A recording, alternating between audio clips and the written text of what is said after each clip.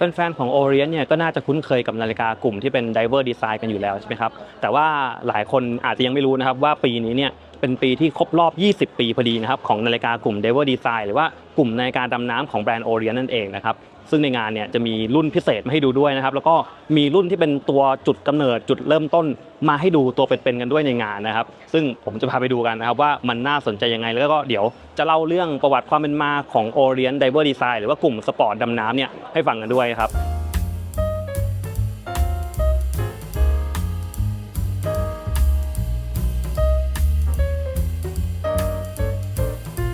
บนี่นะครับเราก็อยู่ในงานกันแล้วนะครับซึ่งในงานเนี่ยเขาก็จะมีการเหมือนแบบตั้งเป็นบอร์ดให้เราดูแบบนี้นะครับประวัติความเป็นมาไทม์ไลน์ต่างๆนานาของตัว Diver Design หรือว่านาฬิกากลุ่มดำน้ำของ Orient นะครับก็จะมีเรื่องราวเล่าอยู่ตรงนี้นะครับแต่ว่าส่วนที่เป็นไฮไลท์จริงๆนี่คือตรงนี้ครับเพื่อนๆมันคือส่วนที่เขาเอานาฬิกาตัวจริงๆเนี่ยมาโชว์ให้ดูนะเดี๋ยวผมพลิกให้ดูดีกว่าเริ่มจากเรือนนี้ก่อนเลยนะครับผมขอเล่าก่อนนิดนึงนะครับว่าจริงๆเดิมทีแล้วเนี่ยนาฬิกาของ Orient เนี่ยเขาก็มีทำมาหลากหลายรุ่นใช่ไหมครับแต่ว่ารุ่นที่เป็น Diver Design รุ่นแรกจริงๆของ Orient เนี่ยคือตัวนี้นะครับซึ่งตอนที่เปิดตัวมาเนี่ยเขาก็เปิดตัวมาแบบเป็นรหัสปกติทั่วไปนะครับไม่ได้มีชื่อเรียกเฉพาะนะก็คือเรียกว่าเป็นนาฬิกาดำน้ำธรรมดานั่นแหละแต่ว่าที่ต่างประเทศเนี่ยแฟนๆเขาก็มีการแบบเรียกว่าตั้งชื่อให้เพื่อให้แบบมันเรียกง่ายนะครับเขาก็เลยมีการตั้งชื่อว่าเป็น Orient Marco ซึ่งที่มาที่ไปของคำว่า Marco เนี่ยมันมาจากตรงนี้ครับเพื่อนๆคือนาฬิกาของ Orient เนี่ยมันจะมีสายยางใช่ไหมครับแล้วสายยางของเขาอ่ะมันจะมีรูปที่เป็นเหมือนปลาโลมาอยู่ตรงนี้ซึ่งจริงๆอ่ะมันคือปลาโลมานะแต่ว่าที่ต่างประเทศอ่ะเขามองว่าไอ้ตัวเนี้ยมันเหมือนฉลามมาโกะซะมากกว่านะครับคนก็เลยเรียกกันเป็นว่า Orient Marco ไปเลยซะอย่างนั้นนะครับซึ่ง Orient ก็โอเคนะครับทำอะไรไม่ได้แล้วนะคนเรียกกันไปแบบนั้นแล้วเนี่ยก็เลยตามเลยนะครับก็เลยเรียกชื่อว่าเป็น Orient Marco ตามไปเลยนะครับซึ่งนี่ก็เป็นการเกิดขึ้นของ Orient Marco ในรุ่นแรกซึ่งสังเกตได้นะครับว่าจุดแรกเลยที่ Orient Marco ในรุ่นแรกเนี่ยจะแตกต่างกับรุ่นปัจจุบันนะคือตรงนี้นะครับเพื่อนๆจะเห็นว่าเขาจะมีแบ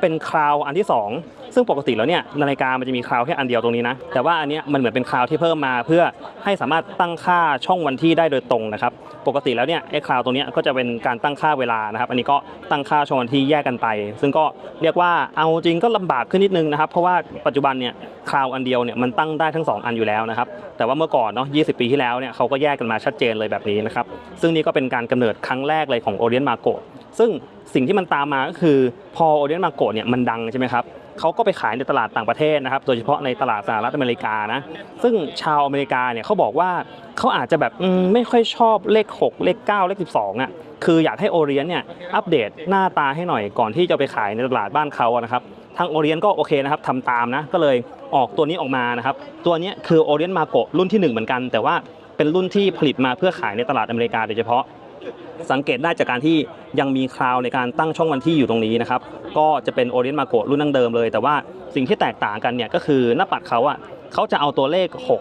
9 12ออกเปลี่ยนเป็นมาร์กเกอร์แบบนี้แทนนะครับแล้วก็ตัวเข็มเนี่ยสังเกตดูนะว่าตัวดั้งเดิมเข็มมันจะเป็นแบบเหมือนเป็นดาบแหลมๆยาวๆใช่ไหมครับแต่ว่าตัวอเมริกาเนี่ยมันจะเป็นเหมือนแบบเป็นหัวลูกศรเป็นแอโร่แบบนี้ซึ่งก็จะมีความแตกต่างกันไปกับรุ่นที่ขายในประเทศอื่นๆนะครับก็เรียกว่าเป็นโมเดลที่หาดูได้ยากมากนะซึ่งนี่แหละก็เป็นจุดกำเนิดตัวแรกเลยของ Orient Marco รุ่นที่1นั่นเองนะครับแล้วหลังจากนั้นเนี่ยมันก็เกิดการแบบแตกแขนงออกมานะครับเป็น Orient Marco รุ่น1ที่แบบมีสีต่างๆนานานะครับอย่างอันนี้ก็เป็นสีแบบโทนเป๊ปซี่นะครับน้ำเงินแดงอันนี้ก็จะเป็นรุ่นที่แบบมีการเปลี่ยนมาร์กเกอร์ด้านในให้แบบมันเป็นแนวไดเวอร์มากขึ้นตัวนี้ก็เป็นแนวไดเวอร์เหมือนกันแต่ว่าหน้าปัดสีส้มซึ่งสังเกตง่ายๆเลยจำง่ายๆนะครับว่า Orient Marco รุ่น1เนี่ยมันจะเป็นรุ่นที่มีตัวคราวอีกตัวนึงเนี่ยเพื่อเป็นการตั้งช่องวันที่เสมอนะครับอันนี้ก็เป็นที่มาที่ไปของรุ่นแรกนะประมาณนี้ส่วน Orient Marco ในรุ่นที่2นะครับหรือว่าเรียกว่า Marco 2ก็ได้นะก็คือตัวนี้นี่เองนะครับซึ่งสังเกตง่ายเลยว่าอันดับแรกเนี่ยมันจะไม่มีตรงนี้ละที่มันเป็นเม็ดมะยมที่เอาไว้ตั้งช่องวันที่น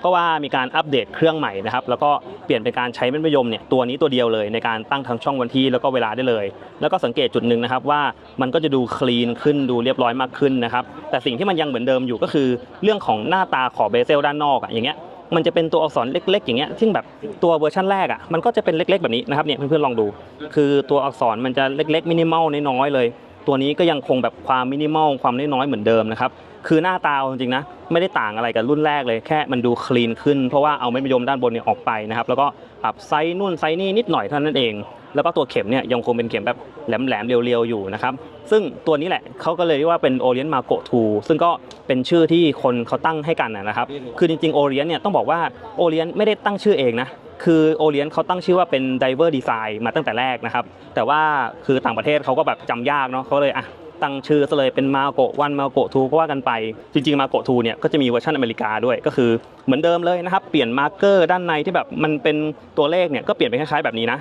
ก็คือหน้าตาคล้ายๆกันนี่แหละแล้วก็ตัดไอตัวเนี้ยเม็ดมะยมที่เอาไว้หมุนวันที่ออกนะครับก็จะเป็น Marco 2ของฝั่งอเมริกาเหมือนกันแล้วหลังจากนั้นต่อมาเนี่ยโอเลียนก็มีการเปิดตัวนาฬิกาตระกูลดำน้ำเนี่ยมาอีกหลายรุ่นนะครับซึ่งคราวนี้ความงงมันเกิดนะครับเพื่อนๆเพราะว่าคนเนี่ยไม่รู้แล้วว่าอันไหนมันคือ Orient Marco 3คนก็แบบอันนี้คือ Marco 3หรือเปล่าอันนี้คือ Marco 3หรือเปล่าคือคนก็งงกั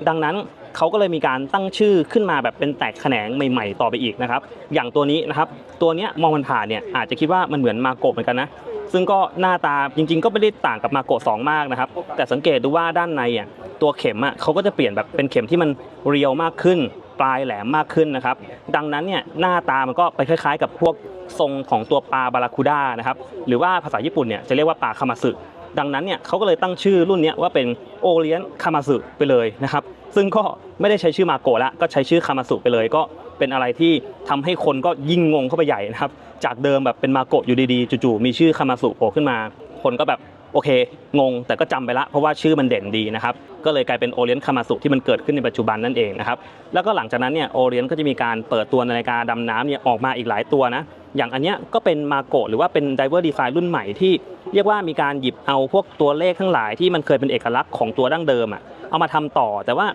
ปรับสเกลทั้งหลายนะครับอย่างเงี้ยเพื่อนลองดูพวกขอบเบเซลนะครับจากเดิมขอบเบเซลมันจะแบบมีความตัวเล็กๆน้อยๆแต่ว่าตอนนี้มันมาแบบใหญ่ๆแล้วนะครับก็ดูสมส่วนดูชัดเจนมากขึ้นนะครับหรือว่าจะเป็นตัวนี้ที่มีการใช้มาร์กเกอร์ด้านในเนี่ยดูเป็นแนวดำน้ำก็คล้ายๆกับรุ่นนี้ที่เป็นมาโกะวันแต่ว่าก็ปรับเบเซลด้านนอกนะครับก็จริงๆจะเรียกว่าเป็นมาโกะ3ก็พอได้นะแต่ว่าทางโอเลียนเนี่ยเขาก็ออฟฟิเชียลว่าเป็นแบบ Diver Design รุ่นใหม่อะไรแบบนี้นะครับหรือว่าจะเป็นตัวนี้นะครับตัวนี้ก็จริงๆก็คือเหมือนแบบมาโกะเวอร์ชั่นเกิดมาใหม่เป็นโซล่าโคโนกราฟนะครับคือตัวขอบเบเซลเนี่ยหน้าตาคือเหมือนแบบมาโกะดั้งเดิมเลยแต่ว่าหน้าปัดด้านในเนี่ยก็จะมีซับไดอัลนะครับก็หน้าตาดูเป็นคู่สีแพนด้าแล้วก็ใช้เครื่องที่เป็นโซล่าพาวเวอร์ด้วยก็เรียกว่าเป็นยุคใหม่ละของมาโกะที่จะมีอะไรออกมาอีกเรื่อยๆในอนาคตนั่นเองนะครับนี่ก็เป็นประวัติคร่าวๆของมาโกะที่มีการเอามาโชว์ในงานในวันนี้นะครับส่วนตรงนี้เนี่ยเขาก็จะเป็นบอร์ดที่เอาไว้เล่าเรื่องราวนะครับว่าที่เป็นผ่านมามันมีรุ่นอะไรยังไงบ้างนะครับก็มีให้ดูคร่าวๆแบบนี้แล้วก็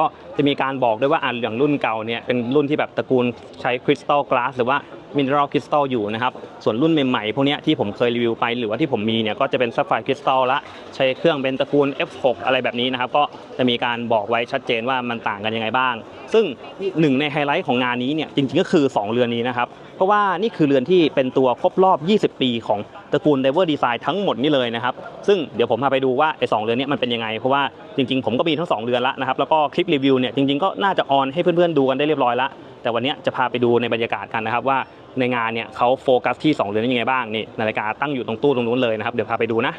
เรือนนี้นะครับก็จะเป็น Orient Diver Design รุ่นฉลองครบรอบ20 ปีของนาฬิกาแนวดำน้ำของทาง Orient นะครับซึ่งแน่นอนนะครับว่ารูปทรงเนี่ยก็จะคล้ายๆกับตัว Standard เลยนะครับแต่ว่าไม่มีตัวที่มันเป็นเม็ดมะยมหมุนตัวที่เป็นช่องวันที่แล้วนะจะใช้เม็ดมะยมเดียวไปเลยแล้วก็สังเกตดูว่าดีไซน์เนี่ยจะมีการใช้ขอบเบเซลเนี่ยด้านนอกมันจะมีการลมสีดำๆมานิดนึงด้วยนะครับแล้วก็หน้าปัดด้านในเนี่ยจะเป็นรูปเกลียวขึ้นซึ่งก็จะเป็นการสื่อสารถึงความเป็นนาฬิกาแนวไดเวอร์แนวดำน้ำนะครับซึ่งเป็นคลื่นที่ดูสวยงามมากนะแล้วก็คงเอกลักษณ์ของ Orient Diver ดั้งเดิมมากๆเพราะว่ามีเลข692ชัดเจนมากๆซึ่งไซส์ก็ถือว่าไม่ได้ใหญ่มากนะประมาณ40 กว่ามิลนะครับแล้วก็สามารถสวมใส่ได้สบายมากนะโดยที่ตัวนี้ผมก็ทำการรีวิวไปเรียบร้อยแล้วนะครับถ้าเกิดใครที่อยากดูแบบฟูลรีวิวเนี่ยก็ตามไปดูกันได้นะครับอันนี้ก็จะมีการตั้งโชว์แล้วก็อีกเรือนนึงเนี่ยที่เป็นไฮไลท์มากๆเหมือนกันนะครับก็คือตัวนี้นี่เองนะก็คือตัวที่เป็นโคโนกราฟโซล่านะครับซึ่งทาง Orient เขามีการบอกไว้ด้วยนะครับว่าหลังจากนี้เนี่ยเขาจะโฟกัสเรื่องตัวที่เป็นโซล่าโคโนกราฟเนี่ยเป็นพิเศษนะครั